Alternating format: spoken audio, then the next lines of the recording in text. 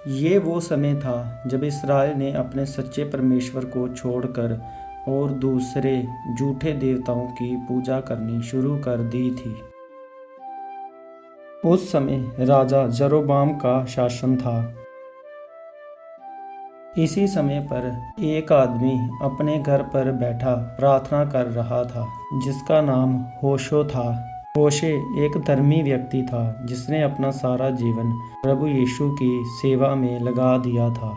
एक दिन जब होशे प्रार्थना कर रहा था, तब अचानक उसके कमरे की रोशनी बढ़ गई। होशे ने अपना सर झुकाया क्योंकि वो जान गया था कि ये परमेश्वर की प्रस्तुति है। तब रोशनी में से एक आवाज आई, होशे उठ और मेरी बात सुन। होशे कांप गया। उसने सर झुकाए हुए उत्तर दिया, हे प्रभु, मैं आपकी सेवा में हाजिर हूँ। फिर से परमेश्वर की आवाज होशे को सुनाई दी, जिसने होशे से कहा, होशे उठ और जा और एक व्यभिचार करने वाली स्त्री से शादी कर, क्योंकि जैसे इस्राएल ने मेरे साथ विश्वासघात किया है, वो स्त्री भी तेरे साथ वैसा ही करेगी। पर जैसे मैं इस्राएल को प्यार करता हूँ, वैसे तू भी उसे प्यार करता रहेगा। ये सुनकर होशे का दिल जोर जोर से धड़कने लगा। फिर होशे ने अपनी आंखें खोली और ये निर्णय लिया कि मैं परमेश्वर की आज्ञा को पूरा करूंगा। उस समय सामरिया की गलियों में एक स्त्री रहा करती थी, जिसका नाम गुमेर था। वो असाधारण रूप से सुंदर थी, लेकिन उसका जीवन पूरी तरह पाप में डूबा हुआ था। वो ऐसी स्त्री थी जो धन के लिए किसी के भी साथ चली जाती थी। एक दिन जब होशे सामरिया की भीड़ भाड़ वाली गलियों से गुजर रहा था, उसकी नज़र एक स्त्री पर पड़ी। ये गुमेर ही थी। उसे देखकर होशे के दिल में एक बात आई कि यही शायद वो स्त्री है जिससे मुझे विवाह करना होगा। तब होशे ने गुमेर के पास जाकर कहा, हे गुमेर। तब गुमेर ने उसकी तरफ देखा और उससे कहा, तू कौन है? होशे ने उसे उत्तर दिया, मेरा नाम होशे है और मैं परमेश्वर का एक भविष्यवक्ता हूँ। परमेश्वर ने मुझसे कहा है कि मैं तुमसे विवाह करूँ। ये सुनकर गुमेर जोर जोर से हंसने लगी। हंसते हुए गुमेर ने कहा, क्या तुम जानते भी हो कि मैं कौन हूँ? मैं कोई साधारण स्त्री नहीं हूँ, बल्कि वो स्त्री हूँ जिसे लोग पसंद करते हैं पर सम्मान नहीं करते। मैं तुम्हारे जैसे पुरुष के योग नहीं हूँ। होशे ने गुमेर की आंखों में देखा और बड़ी शांति से उत्तर दिया, परमेश्वर ने तुम्हें चुना है। इसके बाद गुमेर कुछ देर तक चुप रही, क्योंकि वो समझ नहीं पा रही थी कि ये व्यक्ति सच कह रहा है या फिर नहीं।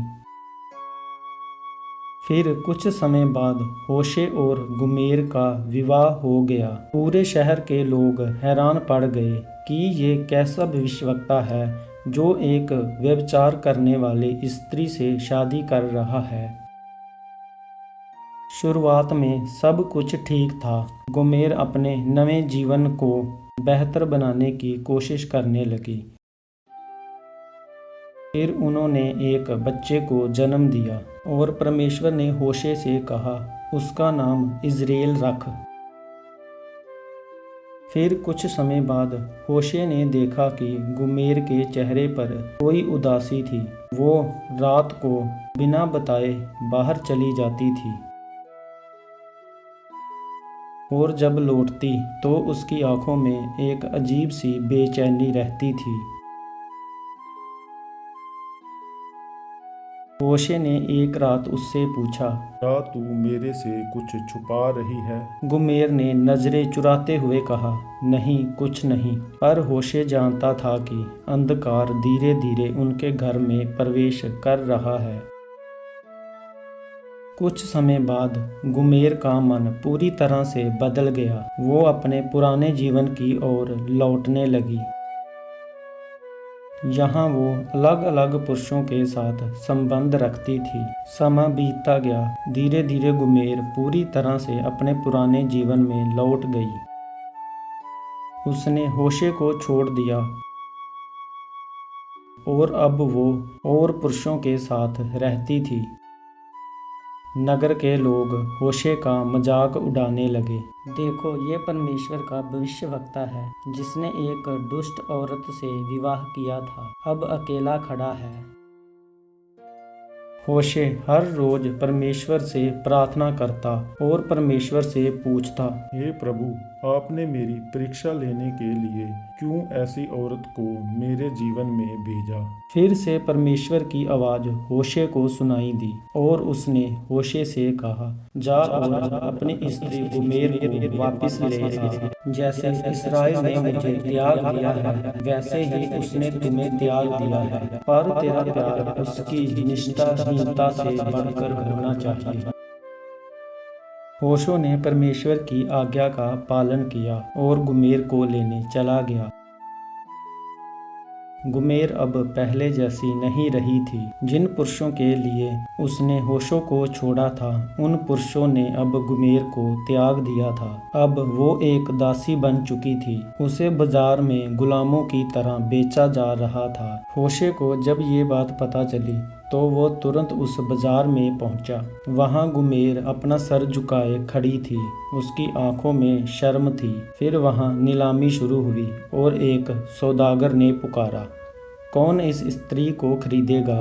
लोग चुप रहे, किसी को उसमें रुचि नहीं थी। तभी एक आवाज आई, मैं उसे खरीदूंगा। तब वहां खड़े लोगों ने मुड़कर देखा, ये होशे था। फिर किसी ने पूछा कि तुम इसे क्यों खरीद रहे हो। तब होशे ने उत्तर दिया, क्योंकि मैं इससे प्रेम करता हूँ। होशे फिर से गोमेर को अपने घर ले आया। उसने उसे क्षमा कर दिया और उसे अपनाया, जैसे कि परमेश्वर ने इस्राएल को अपनाने का वचन दिया था। अब गोमेर की आंखों में आंसू थे और उसने होशे से कहा, मैंने तुम्हें धोखा दिया है, फिर भी तूने मुझसे प्रेम किया। होशे ने उत्तर दिया, ये प्रेम है जो निष्ठाहीनता से भी बढ़कर है। इस कहानी से हमें ये सीखने को मिलता है कि हम चाहे कितने भी बुरे क्यों ना बन जाएं, पर फिर भी परमेश्वर हमें प्यार करता ही रहता है।